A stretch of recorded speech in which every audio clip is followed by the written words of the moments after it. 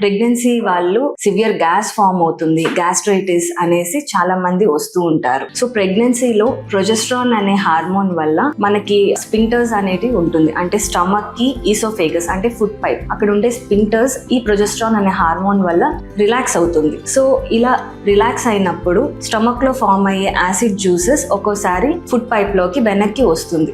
So దాని వల్ల ఛాతిలో మంట, గొంతు నొప్పి, ఇట్లా గ్యాస్ ఫామ్ అవ్వడం అనేది ఉంటుంది. ఈ ప్రొజెస్ట్రాన్ హార్మోన్ వల్ల ఈ డైజెషన్ ప్రాసెస్ అనేది కూడా ప్రెగ్నెన్సీలో డిలే అవుతుంది. సో దీన్ని మనం ఎలా ఓవర్కమ్ చేయాలి అనేది చూద్దాము. సో ఫస్ట్ థింగ్, మనం లెఫ్ట్ సైడ్ కి తిరిగి పడుకోవాలి. లెఫ్ట్ లేటరల్ పొజిషన్ అంటాం. సో ఇలా లెఫ్ట్ సైడ్ కి తిరిగి పడుకున్నప్పుడు పొట్లో ఉన్న యాసిడ్ జ్యూసెస్ ఏదైతే ఫామ్ అయిందో అది ఫుడ్ పైప్ లోకి రావడానికి కొంచెం తగ్గిస్తుంది.